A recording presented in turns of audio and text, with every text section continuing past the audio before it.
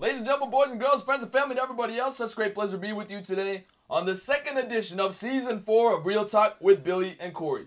Hello, everybody. Thank you so much for joining us. I'm Hot Take Billy Parvatam on hand, joined by my podcast partner, Uncle Cornelius Michael. Some people call him Cory Van Dyke. Uncle, it's great to be back with you for number 2 of this young season. Yeah, here we are back in Blacksburg, week 2 here, episode 2 of Season 4. Looking forward to a great lineup today of what we have going on. Obviously, Super Bowl coming up, Super Bowl Sunday, one of the best weekends of the year. So looking forward to that, along with other topics that we'll be talking about today. And we have a very special guest on our second episode of Season 4. And it is none other than the up-and-coming star of the Virginia Tech SMA program, Jake Lyman, class of 2021. Yeah, Jake. Go ahead. I appreciate you guys having me on. It's been a long time. I know we've been trying to set this up for me to come on the podcast, so I'm glad I can finally get on. And you're actually our first guest of probably 2 years because we took a hiatus for a while. So you break in the streak, the hiatus. So welcome to the show. And just to kind of give you a brief introduction about yourself before you go into a little more depth. You're, like I mentioned, a sophomore here at Virginia Tech in the Virginia Tech SMA program, and you're involved in a lot of different things, and you even work with Cory, so you and him already know each other a little bit, and we know each other a little bit from last year, but just kind of take some time to really talk about who you are, maybe talk about your sports allegiances and what you're doing here at Virginia Tech.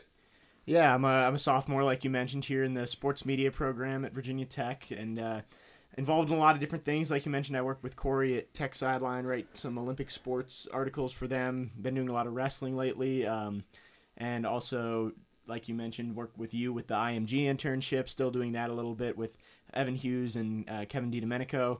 And then 3304 Sports is something that we've started up, allowing aspiring broadcasters and writers and sports journalists of all types to be able to get some good professional experience here in college, doing a lot of things. You mentioned sports allegiances. I'm all over the map. I am a Tennessee Titans fan, so get a little bit sad this week that I'm not preparing for the Super Bowl after the AFC Championship. Wearing a Detroit Tigers hoodie right now. I'm a Tigers fan. That hasn't gone so well as of late. Phoenix Suns, once again, not a great choice. And then Washington Capitals. Took one home team. I'm from Northern Virginia, so yeah, for sure, a great region of the country. Not biased at all, but I wanted to talk about your connection with Cory. Because, apparently what I've heard, Cory, you, as in your own words, is your boss. So do y'all have any beef? I mean, that's what happens when, you work with a boss. So I wanted to get your take on that first and then let Cory respond.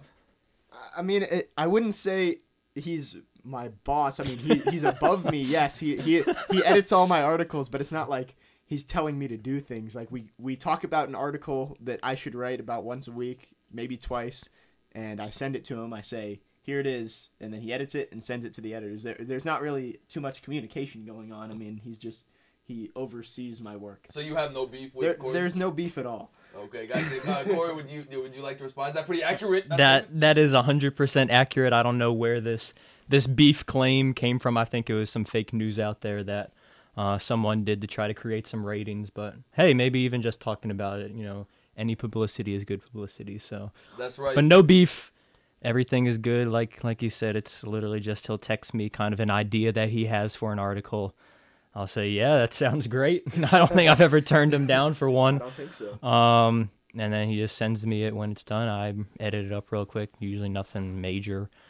Send it to Chris Coleman, our managing editor, and he posts it to the website. So maybe you can send this podcast to Chris Coleman. Maybe he can get me a job or something. Like I said, publicity is good publicity, driving up the beef between two of his reporters. And you also work with Evan Hughes, who's been on our podcast, and he is also a TSL member. But let's get it going, Jake. As we tell all our guests, and again, you're the first one in 2 years, so I don't know if it's a good thing or a bad thing. But you're in the hot seat, so if you make a prediction here, I mean, we hold you to it. We got the tape. We rolled back the tape. We recently changed to YouTube, so we're able to upload unlimited content. So be prepared. It'll be there forever. But let's get started. We've got a big show today. We originally planned for this to be a Super Bowl exclusive show, but we have to start with sort of the news that really shook not just the sports world, but the whole world, it seemed like, as we found out on Sunday that NBA he's going to be a Hall of Famer, NBA legend Kobe Bryant, who we grew up idolizing. was unfortunately he unfortunately died in a tragic and untimely death. His helicopter crashed along with 8 other people, including his daughter. In California, they were reportedly on their way to Kobe's daughter's basketball game with some of the other members of the team. And really, just to kind of give everyone a backstory, there's a lot of different reports going on. Like at first, it was reported that he was allegedly on the helicopter, and then which first reported by TMZ, and then afterwards that people started to confirm it, and we didn't even know that his daughter had been on the helicopter, and then that came in, and then for the first few hours they had only reported 5 people, and then all of a sudden, I think it was like around Sunday evening, they reported that actually 9 people were on the crash. So really can't put it into words. It's a tragic and untimely death. Cory, I know that like me, he was your favorite player growing up, so I'll kind of give you the floor to start things off. But what was your thoughts when you heard the news, and to kind of make it sort of a celebratory as best we can time here on the podcast, what do you think his legacy will be? Yeah, and I think first off, just like anyone else, I was just completely shocked. It was actually my brother Greg had texted me. He said Kobe ? With crying emojis, and I was like, Kobe, like what does that mean? And sure enough, logged on Twitter real quick and saw all the news going on there, all these reports coming out, and everyone saying no, can't be, that sort of thing. And then as time kind of goes on, you eventually see that it is confirmed, and it was just kind of like the best way I can encapsulate it. I think it was just kind of like a gut punch, like my stomach was just kind of like turning inside out sort of thing. Because like you said, like all of us growing up, like Kobe was the guy. I think about all the time when, different older guys would pass, sports legends would pass. My dad would kind of tell me stories about them, stuff that he remembered. And this is really like the first major guy that passed that we could tell all these stories about, looking at Kobe and just the legacy that he left. I think, even just for me, I grew up with the yellow number 8 Kobe Bryant jersey that I would wear in my backyard and playing knockout with friends and stuff like that. I even had like a little miniature Kobe Bryant basketball that I shot around with growing up. Had the Kobe Bryant poster in my room. So all just this different stuff. Like he was the guy because, when I first started watching basketball, that was when he was going on that run with Shaq. And, when you're young, you just kind of automatically kind of gravitate towards the best players. That's even how I became a Giants fan, was from growing up and seeing Barry Bonds hitting all the home runs. I liked them. That's how I became a Kobe Bryant fan pretty much, and like the Lakers during that time, was growing up and watching him and seeing him and Shaq dominate. You automatically sort of just gravitated towards them because of the role that they had, and just seeing these are 2 guys that are dominating the league. So I don't know, to put it all into words, like I said, it was just shocking and stunning, and like you never expect that for a guy like Kobe. Like it's almost that aspect of, if it can happen to anyone, it would never be Kobe. Like he's almost like had this aura of like invincibility sort of. But it's just tragic. Him and his daughter too, who was a budding superstar women's basketball player. I think she was 13 and had really looked to be, someone who would grow up in the game and be a potential women's basketball star. And the 7 other members that were on that plane that were lost, and just heartbreak all around. Like you said, it wasn't just, sporting news. It was worldwide news that everyone kind of, fell into the same, like, mourning and grieving at the same moment. And, to leave that kind of legacy even is crazy to think about, that a guy can impact that many people. And I think it shows that it wasn't just, the basketball player it was what he had, started to do in these years after he retired, these past 4 years, where he really became this family man, where his life was all about you follow him on Instagram, all his posts are about his daughters and stuff like that, and all the different stories that you heard come out afterwards. So, that's the best way I can put it. I even remember just the different moments throughout Kobe's career. The 2 that kind of stick out for me was the game winner that he had over Jake's, Suns in 2006. I remember watching that one in my living room when I was really young. Suns actually ended up winning that series, I recall, but that put the Lakers up 3-2. Kobe, leads an epic comeback to send the game into overtime, I think, or to tie the game up at the end, and then hits the game winner. Just remember that moment. That was kind of like the start of seeing this is the guy that's clutch doing it without Shaq now. And then the last moment I remember is his last game, watching that in my living room and watching that by myself, honestly, because both my brothers, of course, are older and they had been off in college and stuff like that. And just seeing, this guy, how great he was even all these years later and the way that he kind of ended his career. So what a legacy Kobe left. And it really is still, shocking. What is it, 3 days later now? So, Jake, what were your thoughts on sort of everything that happened? I know both you and I met up later that day, so we had a chance to talk about it. But what were your thoughts on it as it all unraveled? Yeah, first thought was unbelievable. I got a text that day, and it said Kobe died in a helicopter crash. And the first thing is you think, like, okay, you got God on Twitter. You saw a fake account and fell for it. And then you go and see Adrian Wojnarowski tweeting about it, and you think, oh, my God, this is real. And it's just, it's unbelievably sad. Like Cory was saying about how he turned himself into such a great family man, and he really loved his daughters, and he believed that Gigi, the daughter who died, was going to be a great star in basketball one day. And it's just sad that both of their lives were cut short like they were. And I saw a video on Twitter about why he was using helicopters. It was because he hated LA traffic and wanted to spend more time with his family. That's why he used private helicopters. And the fact that that's how he died is just, there are no words for it. And to be clear, growing up, like you said, Kobe probably had more heartbreaking moments for Suns fans growing up than anybody else. I despised Kobe as a kid because he was just that good, and he ruined a couple of Suns moments.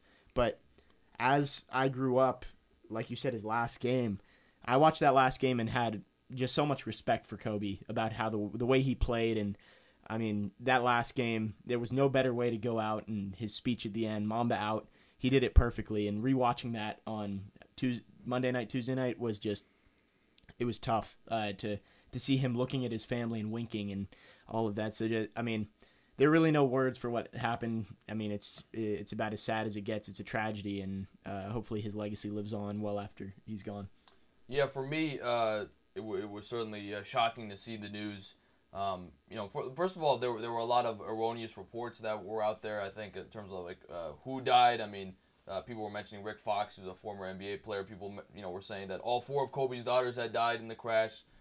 So I think I think it's going to be interesting about, where, in terms of journalism ethics, where it's going to take us, because it seems like there's a race now in the social media age to be the first instead of right. And I think, Cory is a journalist, and Jake, you dabble in sort of journalism as well in terms of the print and reporting. And I think that's going to be interesting to see where that takes us. But, for me, yeah, Kobe was my favorite player growing up. I was a Lakers fan. I still remember one of the first jerseys I got outside of a non-Nationals jersey was a Kobe Bryant jersey, purple away jersey that I got just before the 2009 finals against the Magic. And then to see him beat the Celtics and really what sort of solidified that he could win without Shaq, quote unquote.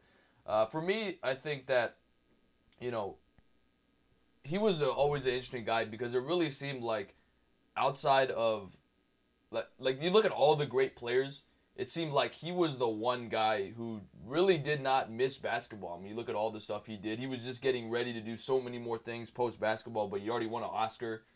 He had a lot of business ventures. And to see his life cut short, I think, is tragic.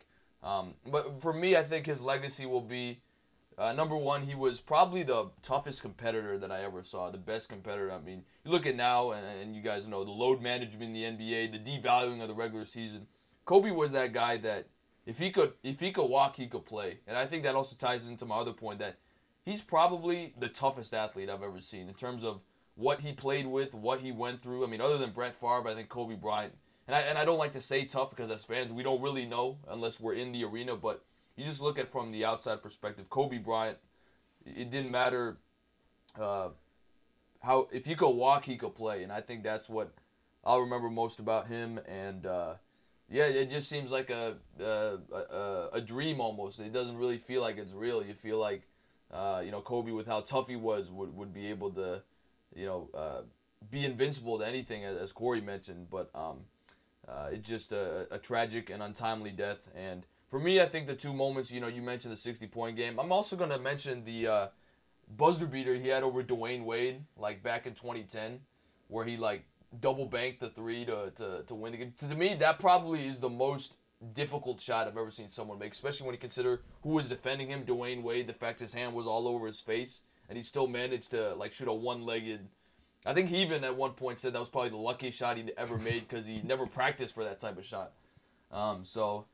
Certainly, I think a tough loss, and I think it reminds all of us, just in a life perspective, to really appreciate the days that you have, because not every day is guaranteed, and to really appreciate the relationships you have with people. Yeah, for sure. And there was, tons of moving tributes everywhere after it, where, you saw obviously Doc Rivers get emotional. You saw Shaq get emotional. You saw LeBron post that Instagram message. You saw, I think one of the most poignant ones was Elle Duncan on SportsCenter doing that kind of tribute to Kobe and talking about how the hashtag that's gone on Twitter now of girl dad, and how Kobe really epitomized that and was all about his girls and stuff like that. So it's so tough, but there's so many great tributes going on, and really, like you said, pointing to that life is, about the relationships you make and the people that you come in contact with. And I think we're seeing, how Kobe had that impact, each and every day he lived. Yeah, Jake, we've seen the tributes to Kobe. I mean, I know we talked about the Inside the NBA show that we've seen clips of. You see Shaq, the biggest man on the planet, in tears. You see Jerry West recount how he brought Kobe and Shaq to Los Angeles. Competitors like D. Wade and Reggie Miller just talk about the respect. Teammates like Derek Fisher and Rick Fox and Candace Parker as well. I mean, I think this is something that's really going to, impact the NBA for a long time. And certainly it feels like, at least from a basketball perspective, renewed sense of focus on the Lakers, seeing if whether or not they can do it for Kobe, quote-unquote, in this year.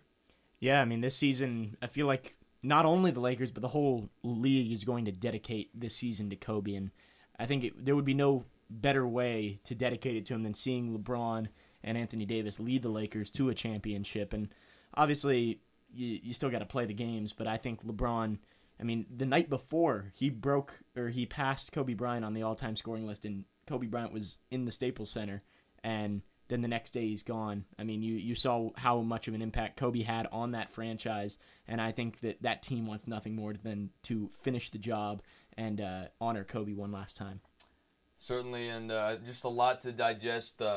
Kobe would want us to, and not just us, but I think everybody that's kind of mourning him and reflecting on his life to not only carry on, but to be able to celebrate and do our best at the jobs we do. I know for us guys right now, that's students and also part-time journalists, future journalists over here. I'm glad to know that you guys don't have any real beef, because it would be the squad's that good thing it's not a Kobe Shaq sort of beef, although they did eventually reconcile. But so that's what we will do. Again, 18 minutes is not enough to reflect on the great life and career of Kobe Bryant, but certainly for all of us, I think I speak for all three of us, definitely one of the greatest players that we have seen in the post-Jordan era. He was our Jordan, the way he played, and him and LeBron have done a great job sort of carrying the NBA. And we will continue to remember his memory, and I know that this is an event that will stay with the sports world and sports fans for a long time. But the best we can do is honor him by celebrating sports and what he stood for. So it's kind of amazing that this is probably the biggest week in American sports, and it's kind of been overshadowed, unfortunately, by this tragic death. But let's kind of turn to happier news and talk about the Super Bowl. It is the biggest week in football and America. Super Bowl Sunday, we got the parties, we've got the prop bets, we've got the halftime show, the commercials. Everything's going to come down. But when it's all said and done, we'll have the Kansas City Chiefs and the San Francisco 49ers facing off against each other. First of all, I think all three of us can attest, and partially have to thank Jake for this, that the Patriots are not in the Super Bowl for the first time in 4 years. And Jake's Titans had something to do with that. They upset them in the first round. But Jake, I'll go to you first. I mean, so many different storylines in this Super Bowl matchup with the Chiefs and the 49ers. You've got two young quarterbacks and Mahomes and Jimmy G, and a veteran coach and Andy Reid, and a young coach, a young phenom and Kyle Shanahan. But so many storylines. What sticks out to you on Super Bowl Sunday? I think it's just the difference in styles that we have in this game. The Chiefs barely ever run the ball. The Niners, as we saw in the NFC Championship game, they're going to run the ball until you prove you can stop them. So offensive philosophies, and then on the other side, the Chiefs defense, it's not bad. I mean, they have some good pieces in there. Frank Clark, Tyrann Mathieu, Chris Jones. But the Niners defense is one of the best I think we've seen in a while. And that front seven may be the best in a decade or so with that front four, all first-round picks and great linebackers. The best thing I can say is probably the 49ers are the Tennessee Titans, but they do everything better.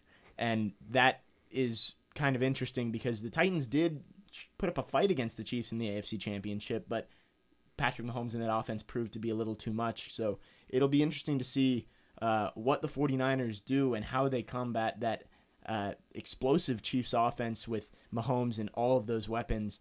Right now, I don't know if anybody can stop him, but if anybody can do it, it's the Niners. Corey, what are your thoughts on the game? And kind of take me through what you think about Kyle Shanahan. Here's a guy who, obviously he's been in football his life. His dad, Mike Shanahan, is a Hall of Fame coach, won 2 Super Bowls with the Broncos. Do you kind of worry, or do you think you might see him kind of being like a Sean McVay last year, a guy who was a young offensive phenom, came in and the Rams only scored 3 points? Do you think that the stage could be too big for him? And in addition, what are your overall thoughts on the game? I mean, I don't think the stage is going to be too big for Shanahan. You obviously, there might be some recall of his 28-3 letdown when he was offensive coordinator. Shout out to Kyle and Greg too for that. When he was offensive coordinator of the Falcons in that loss in the Super Bowl. But I think just the job that he's done so far of this offense, kind of like Jake mentioned, an unconventional offense where, the Super Bowl today has become, or the NFL today has become so pass happy, so spread out, and just let the quarterbacks do the work, where the 49ers have built their whole system now on running the football and running it down your throat until you prove you can stop them, and no team has stopped them. I mean, it's only been the Vikings and the Packers, but still neither of them stopped the 49ers and the offense that they put out there. And I think Shanahan is kind of in that, that role of, is he just this young guy that's kind of creating his own path sort of thing, where he's the McVay, the offensive young genius type of thing, or is he just kind of having a breakout year type deal? But I mean, I think you look at what he's done. I think I saw a video on Twitter that showed just how into the game he was and how impressive he is as a coach. Even it showed him on the sideline with a ref right there, and he told the ref right before the play happened, watch, they're going to hold Kittle here on the out route, 5-yard out route. Sure enough, the play happens, and they hold him, and the ref throws a flag right there. So he's super in-depth. He knows what's going to happen pretty much every play type deal. So I think that's kind of what I'm looking for even is just the 49ers offense. A lot of the storylines coming into the game are Mahomes and that explosive Chiefs defense. But I really want to see what this 49ers offense has done, and really want to see, if it comes to the point where Jimmy G has to pass the ball. He only threw for 77 yards against the Packers and 131 yards against the Vikings. If it comes down to the point where it's like a game earlier in the year against the Saints where, he had to lead them down for a game-winning drive pretty much, if he'll be able to do it under the pressure of the bright lights of the Super Bowl. That's really what I think I'm looking forward to in this game. Guys, I think the single biggest storyline in this game is none other than Andy Reid. This is a guy, you look at who he is. He's coached 21 years, probably the most accomplished coach, in my opinion, in all of sports that has yet to win a championship. I mean, he's won the most games without winning a Super Bowl. And hard to believe, this is only his second Super Bowl. In fact, his last Super Bowl appearance was 15 years ago against the Patriots. In the first Eagles-Patriots Super Bowl, in which they lost to the Patriots, of course. And Jake, I mean, you look at this guy, I'm not saying for 1 second that he's a better coach than Bill Belichick, but I think you can certainly, I don't think it's even an argument. You look at his coaching tree, it's way better than Bill Belichick's. I mean, you look at John Harbaugh, Super Bowl champion, Doug Peterson, Super Bowl champion, Ron Rivera is a Super Bowl, he's made a Super Bowl appearance in the last couple of years. He's a guy who's been innovative offensively, but I think the question that a lot of people have, as you've seen as a Titans fan, you remember a couple years ago when the Titans upset the Chiefs after they were up 21-3. a couple years ago against the Colts, they were up big and ended up losing, is when the play starts to break down and we're in the fourth quarter, can Andy Reid make the right play calls to propel the Chiefs over the top? Because we know he's offensively gifted. He's one of the greatest coaches in NFL history, probably a Hall of Fame coach. But do you trust Andy Reid in this situation? Do you think his experience will help him, give him a great advantage in the Super Bowl? I don't know if it'll give him an advantage, but I don't believe he's at a disadvantage because of the struggles he's had in the postseason before. I think, yeah, he's lost 5 AFC championships. He lost a Super Bowl, and he struggled early in the playoffs. But if you think about, at least with the Chiefs, up until Patrick Mahomes came in last year, he never had that quarterback. He had Alex Smith, Alex Smith is the greatest game manager you may ever see. He will do nothing to help you win, but also do nothing to make you lose. Now he has Patrick Mahomes, who may be one of the most talented quarterbacks we've seen in a very long time in the NFL. So, yeah, Andy Reid may have a tendency to choke late, but I think this year maybe Mahomes can prevent that just by his natural ability. They have the players now, and Andy Reid is a good coach. I think he'll be able to at least put them in a position to win. Corey, I wanted to talk about your point about the 49ers because you focused on them in sort of your analysis of the game. Do you think the Niners are fluky at all? I mean, I know we talked about this on our last podcast. Both you and I, Jake, maybe you thought the same. When they started out 8-0, 9-0, whatever it was, I think a lot of people were like, you look at who they've played. I think that's a fluky 8-0. And then of course they end up winning the NFC East, rather the NFC West, and then the NFC number 1 overall seed in the regular season. And then you look at some of the opponents they played. They avoided the Saints, they avoided the Packers, and so avoided the Seahawks. So a lot of people, they beat the Packers, I should say, but they avoided the Seahawks, they avoided the Saints. A lot of people said, their road to the Super Bowl wasn't as hard as it could have been. And I personally have pointed to, in talking with other people, the fact that you look at their division this year, the Rams also took a step back. I mean, people are going to say the Rams were an average team, but keep in mind this team was in the Super Bowl last year. So, Corey, do you think that this 49ers team is a fluke? And more importantly, what's Jimmy G's role in sort of whether or not the 49ers win? Because like you mentioned, I think only threw the ball 8 times against the Packers, and I think all of us would probably certainly agree that that's probably not going to probably can't be the case if they want to beat the Chiefs. Yeah, exactly. And I don't know how you can call a team a fluke though after they've won now 15 games this year. They're 15-3, and I mean eventually at some point you have to start giving them credit. I think we've reached that territory with the 49ers, especially with the second time they've dismantled the Packers this year and really just dominated them from start to finish. So, I mean, yeah, you can look at over the course of the season they may not have played some of those big names, and even in the playoffs, you look at a team like the Vikings who escaped past the Saints and then really, have I think we can all say an average quarterback in Kirk Cousins, and then the Packers who they were 13-3, but really more so looked like a 9-7, 10-6 type team. So they did kind of escape through the NFC without, too much of a test. But, I mean, I think you have to give them credit for that as well, that even in the playoffs, usually it is close games, and they didn't have a close game in the playoffs. They just rolled right through the competition. Even, the Chiefs, they had a couple close calls where, of course, they go down to the Texans 24-0. The Titans were up, I think, 17-7. So even they were tested by teams that, look inferior on paper to them. So I think, even in the playoffs, the way that they're rolling through competition, you got to give them credit for that. And they're really coming in, looking like this team that is going to rely on their defense and kind of ride on their running game to kind of get them to that point. You even look at, some of the losses that the 49ers have this year. One of them was that, you can call it a fluke loss even to the Falcons where they get the last second touchdown, overtime loss to the Seahawks, stuff like that. So even the losses that they've had were, they never got blown out or never were blown out or anything like that. So I think, we're at the point there in the Super Bowl, they're there for a reason type deal.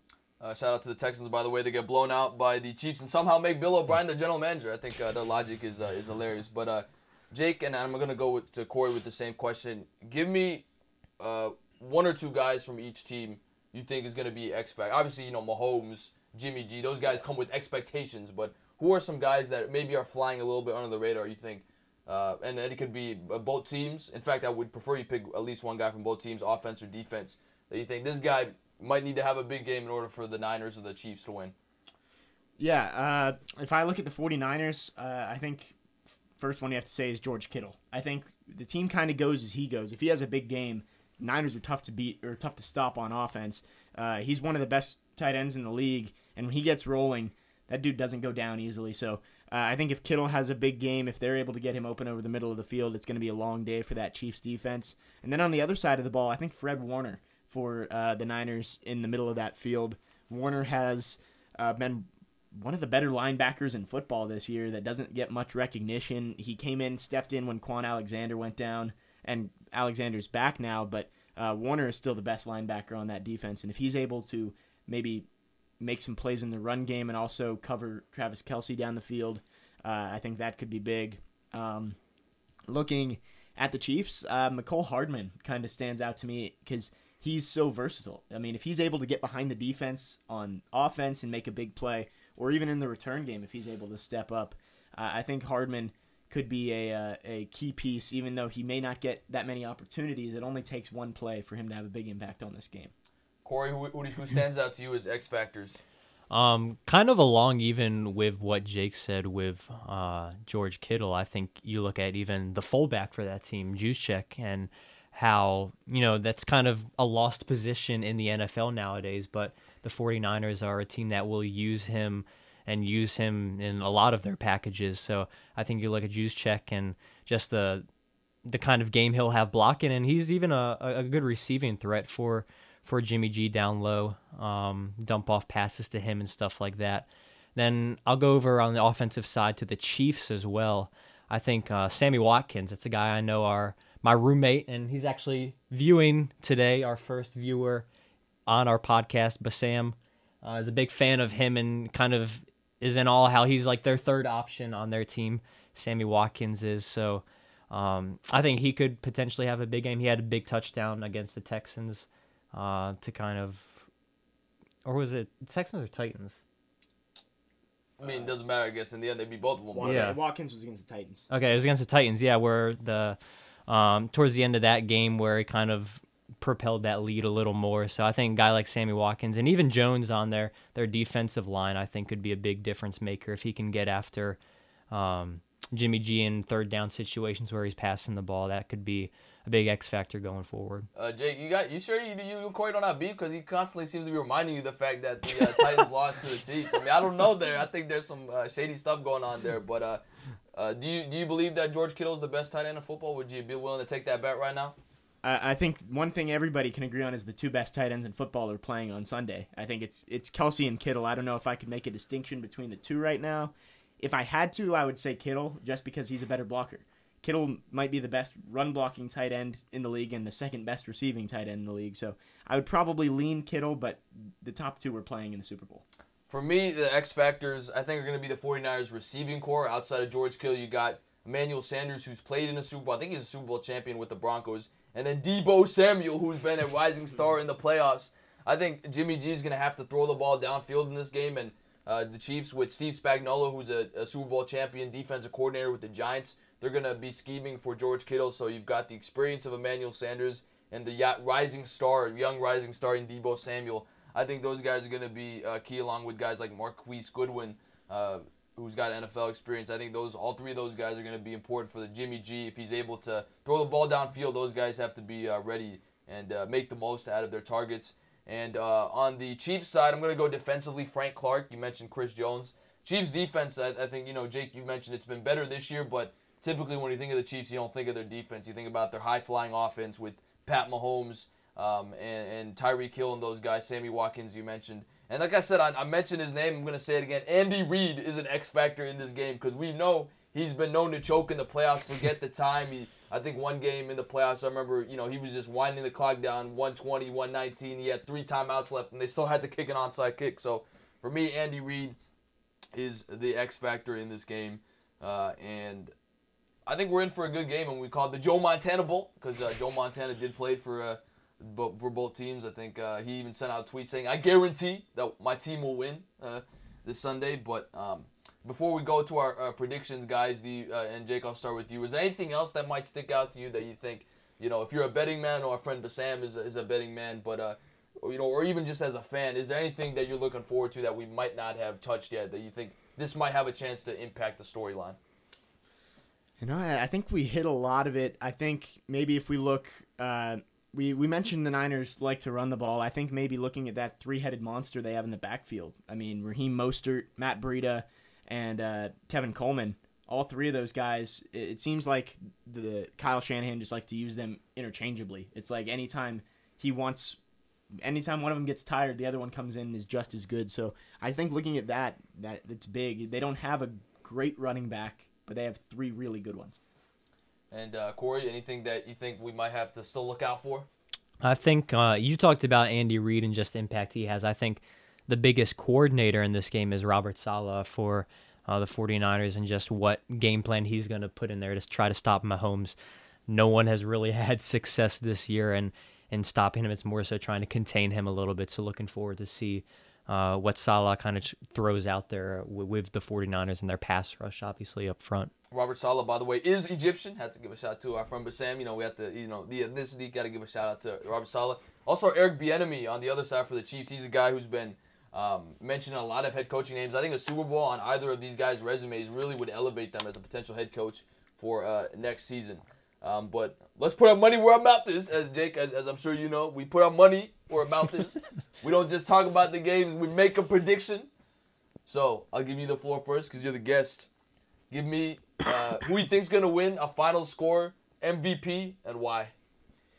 That's a mouthful, but All right. I'm sure the seat just got hotter. It did. I'm feeling like I've got a lot of pressure on me right now to make a good pick.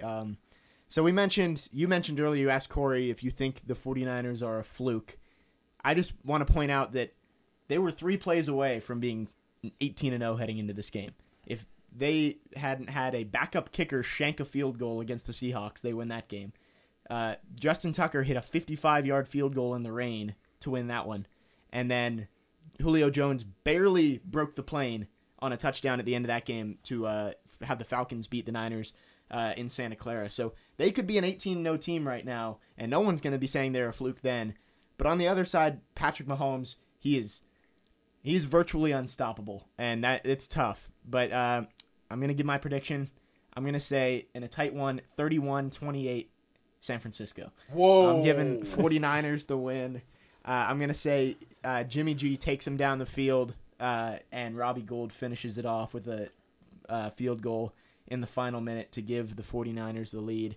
My MVP, it's tough. I think I'm just going to go Jimmy G. I think if he leads that drive down there, he's going to win the MVP. I think he's gotten overlooked a little bit the last couple weeks. He only threw 8 passes in the NFC Championship, but I think he's going to have a decent game and do enough to help the Niners win this one. Really quickly, do you worry? Because, it seems like, Jake, for the most part, we look at Super Bowls. You see the highest scoring offenses come into the game, and they don't end up scoring a lot of points. I mean, I can't remember really the last time a team scored 50 points in the Super Bowl.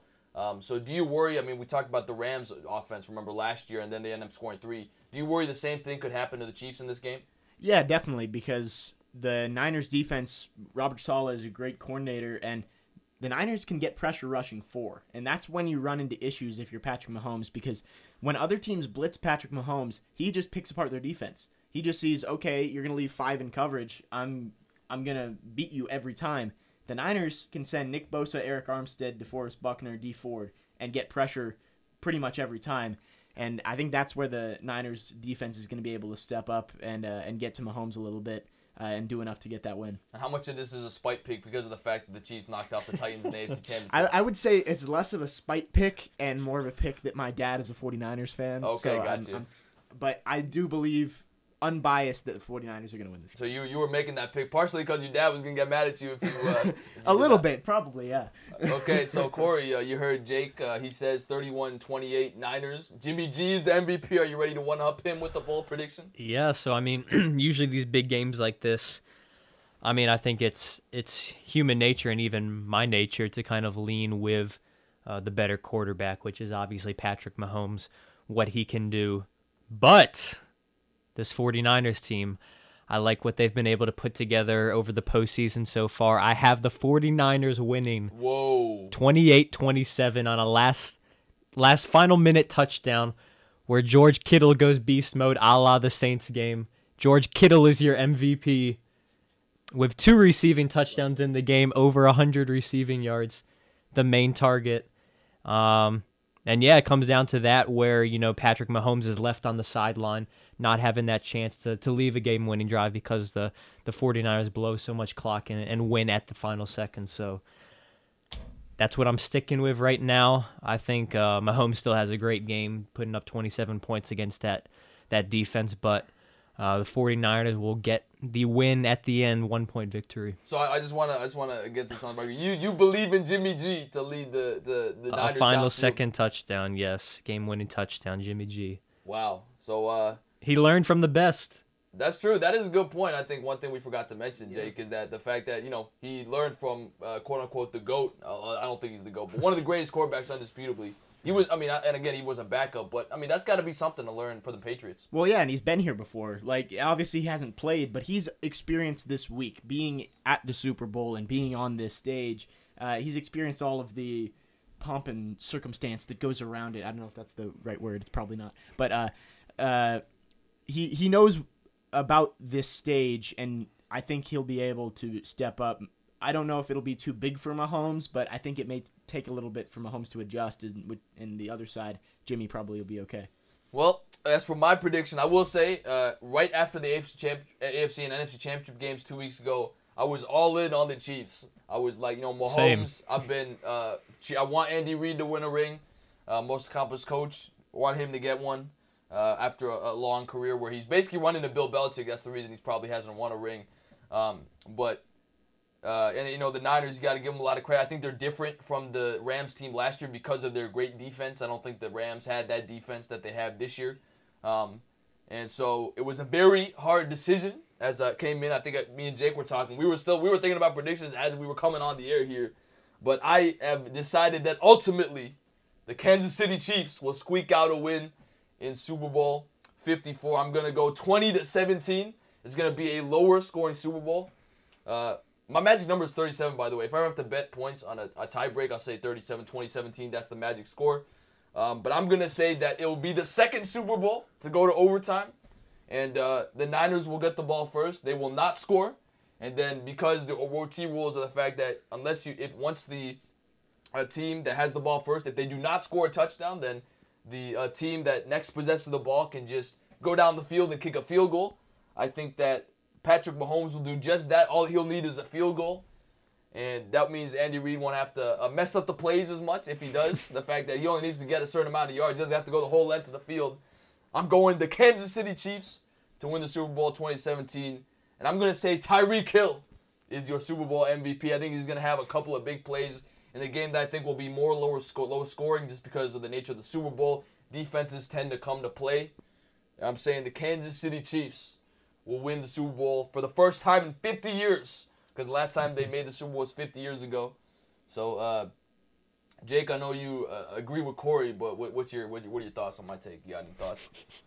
I mean, I think it's going to be a great Super Bowl. I think looking at the last 4 teams remaining, even being a Titans fan, this is the best Super Bowl we could have asked for. And I know a lot of people wanted the Aaron Rodgers, Patrick Mahomes Super Bowl, but these are the 2 best teams in football. And I think it's going to be a great game. I could easily see the Chiefs winning. And I think overtime is definitely a possibility. We see second one in, 4 years? Yeah, and I think it'll be interesting. If it does go to overtime and a team scores first, they'll raise the question as well. Shouldn't each team sort of get the ball to possess? But there you have it, the moneymaker, as we call it. We put our money where our mouth is. Cory and Jake, although I will say I think if they were actually betting, I'm not sure they would have picked the Niners. But Cory and Jake are going with the Niners. I'm going with the Chiefs. Jake, it looks like you might have an objection to that. No. I mean, I would probably I'd take the Niners with the points, probably. I don't know if I'd take Niners with the money line, but we'll see.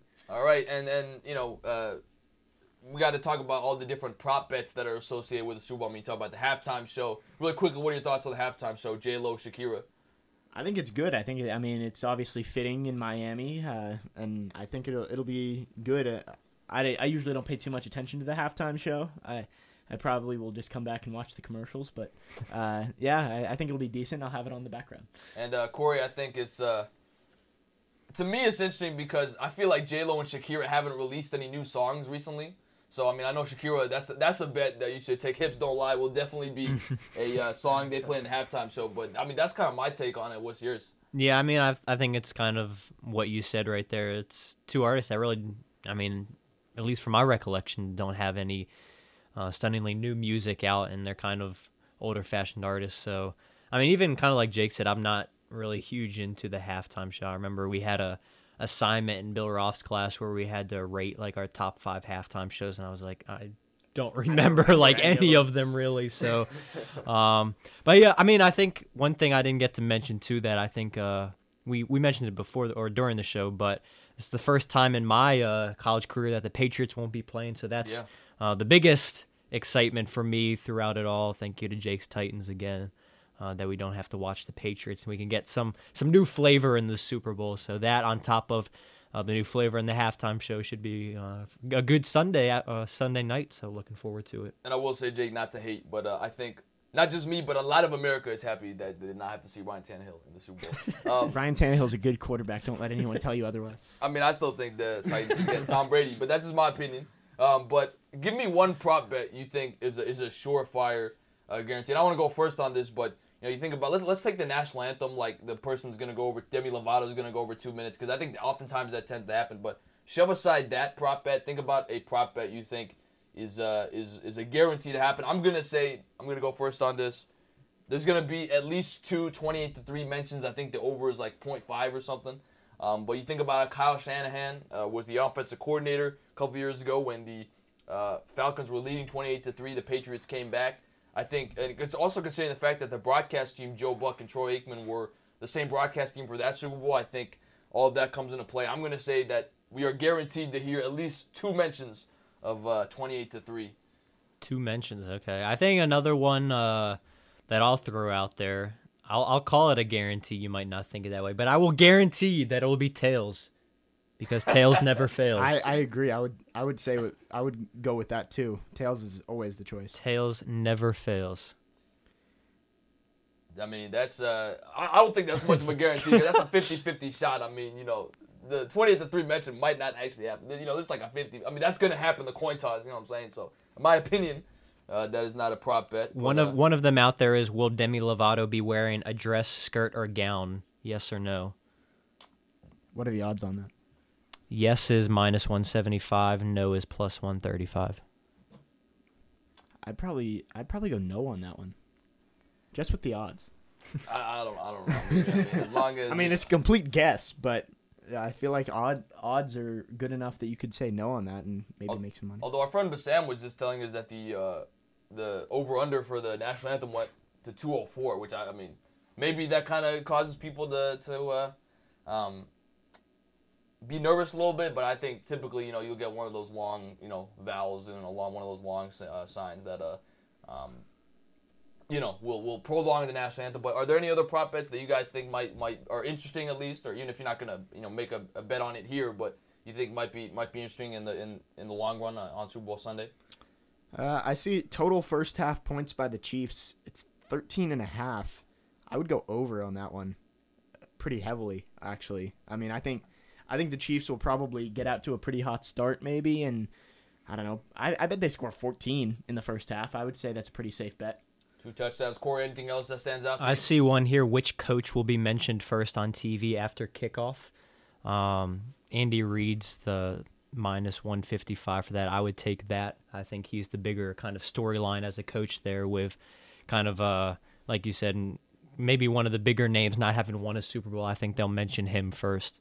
I think that, but after kickoff, that may depend, since both are play callers and offensive coaches, it may depend on who gets the ball. That's true, actually. They may say something like Kyle Shanahan's offense coming out on the field, and then boom, you're there. So that one, I think that's basically a coin flip. And then I'm going to go with the president tweeting, I think, what was it, 13.5 over-under.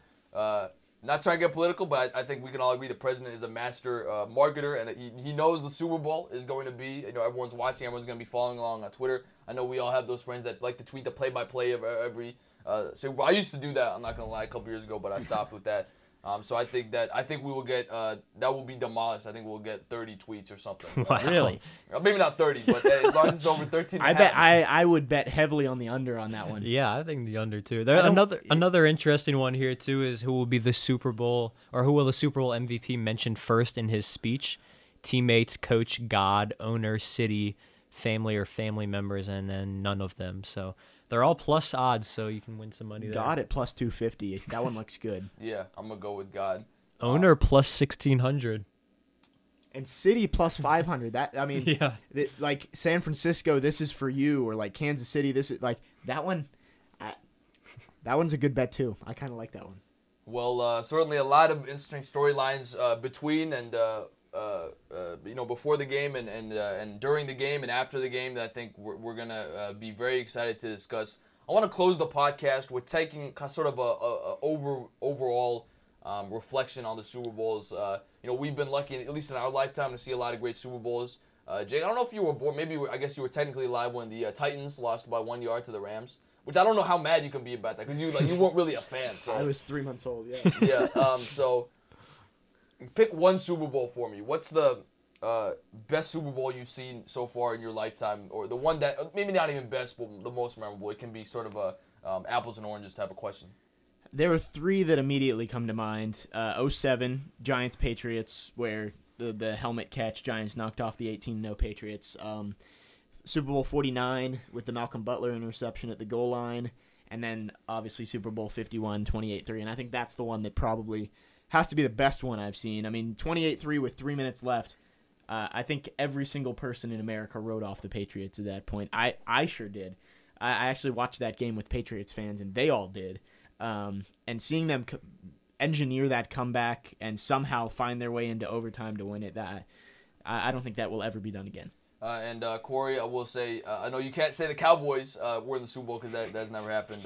Although I will say watching the Super Bowl will remind me of the fact Kyle Shanahan could have been the coach of the Redskins. But, of course, Redskins don't know how to do what's best for themselves. And they stuck with Jay Gruden for some godforsaken reason. But, Cory, what Super Bowl stand out to you? I mean, when you initially said that, I don't know, it might not even be the most memorable. I mean, Jake mentioned it too. But the first one that came to me was the Malcolm Butler interception.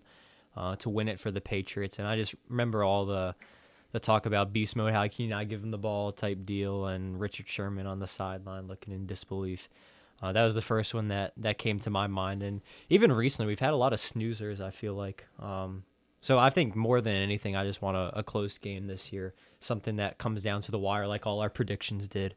That's the biggest thing I'm looking forward to. Yeah, I would say the best moment, and I'll let you guys answer this too. The best moment has to be the Malcolm Butler interception because you look at the context.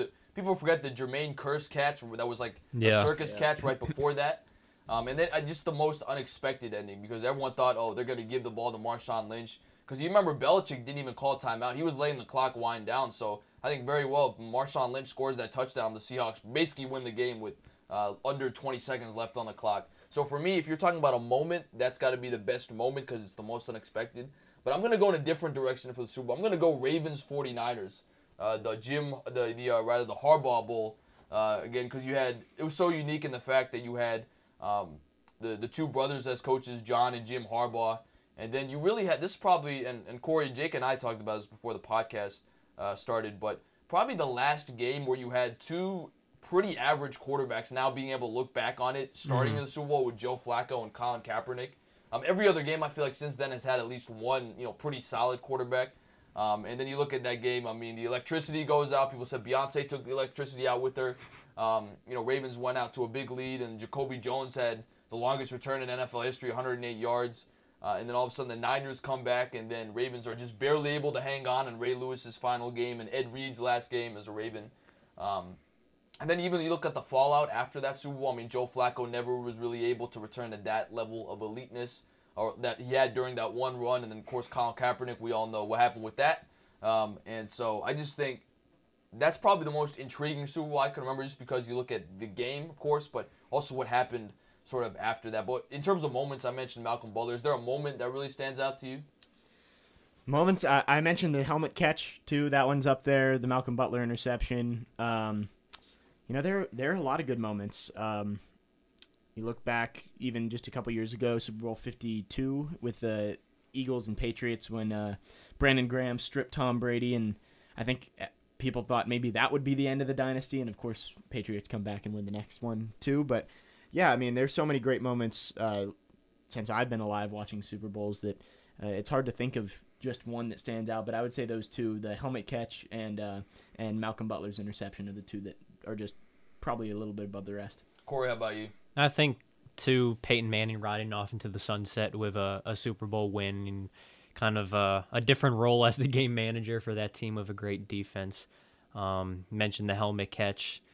I mean, those are kind of the ones that stand out initially when you think about it all. The onside kick with the Saints against the Colts to beat them, another Peyton Manning Super Bowl that he was in. But yeah, those are kind of the ones right initially, and I'll put it into words right now, speak it into existence. We'll be talking about the Cowboys Super Bowl next year. I tweeted out every year. Cowboys Titans Super Bowl. I tweeted out every year like 2020 is the year of the Cowboys, or like 20 whatever was the year before. So I'll tweet that again after the game on Sunday night, and this time it's going to be for real. I also want to mention the Santonio Holmes catch. You remember that? I mean, that was probably, and Jake, seems like you want to chip in, probably the perfect place to throw that. There was no other way. If you didn't throw it right in that spot, he would not have caught that ball. Yeah, I was thinking about that. I was looking at all the Super Bowls, and I'm thinking, oh yeah, Santonio Holmes catch. And even in that game alone, the James Harrison pick six at the end of the first half too. That was a big one. And then you mentioned the onside kick in the Saints-Colts one, and Tracy Porter interception, the pick six too. So there have been so many great moments in the last decade and a half of Super Bowls. I hope we get another big one on Sunday. Yeah, Mario Manningham. That was kind of like the Tyree 2.0 against the Patriots in 2011. And shout out, of course, the Patriots, because all I see in the Super Bowl highlights is Adam Vinatieri. But as we wrap up the podcast really quickly, you got any plans for the Super Bowl, Jake? You planning to see it with a group of friends or anything? Favorite Super Bowl dish you like? I think probably going to do pizza with some friends for the Super Bowl. If the Titans were in it, since my dad's a 49ers fan too, we were going to try and go to Miami. Wow. So came up one game short of that. But yeah, and instead I'll be sitting in my apartment. Sad the Titans didn't make it, but it's okay. And Corey, you got any plans yourself? Yeah, I believe we'll be watching it together at 9900 at Fox Ridge, apartment JL. Looking forward to that all. I see some disagreement here in the background. What is that going on? People are going to be joining you guys now, all your fans. Yeah, and also think about we might be using your TV. And I really want to make a PSA to our Super Bowl party. Look, the serious people watch the game, and the people who just want to talk go watch it on other TVs. Yeah, we'll exactly. Have 2 TVs, so that's my plea to. And also probably don't use your phone, because if you're a serious watcher, because we'll probably be on a stream and we'll probably get screwed over because someone's going to tweet something or someone's going to look at their phone. And that's going to happen. But, Jake, thanks so much for being on the podcast. What were your thoughts? I mean, you were on the hot seat. Was it as hot as they say it is? Oh, yeah, definitely. a lot of pressure in this seat. But, yeah, thanks for having me, guys. It was fun. Definitely should do it again. And I just want to confirm one more time, you and Corey are good. No, nothing, no resentment, even though he mentioned, I think, probably over under 3 times that the Titans had not made it to the Super Bowl. It's okay. Yeah, no beef. Not yet, at least. You can call us vegetarians. No beef. Okay. Sounds good. Well, thank you so much, folks, for joining us on this second episode of Season 4 of Real Talk with Billy and Cory, featuring our very qualified, up-and-coming, young, rising star of the Virginia Tech SMA program, Jake Lyman. We talked about a lot on this podcast. The tragic and untimely death of Kobe Bryant, followed by the Super Bowl and everything associated with that, from the game predictions. Corey and Jake have the 49ers. I have the Chiefs. We have it on record. And we will see what happens Super Bowl Sunday, of course. Probably the best day of the year in American sports. We hope you enjoy it with your family and friends, and we look forward to recapping it next week. Once again, for Jake Lyman and for Uncle Cornelius Michael, Corey Van Dyke, I'm Hot Take Billy Parvatam on hand. We say so long to you for just a while. See you next time. Love you 3000.